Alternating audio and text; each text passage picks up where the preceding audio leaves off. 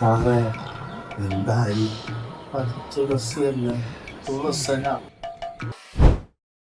Mama awards 2024 ആദ്യത്തെ award അഭിനയമറിയാതെ അഭിനയിക്കുന്നതിന് അഭിനയമറിയാതെ അവാർഡ് മാമ ജനറൽ സെക്രട്ടറി സാദിഖ്. ഒന്ന് കുളിപ്പിച്ചു തരുമോ? ജയിലിൽ നിന്ന് വന്നിട്ട് ഞാനും കുളിപ്പിച്ചു തരാം. ഒരു പാക്കറ്റ് തൈരും പ്രശസ്തി പത്രവും.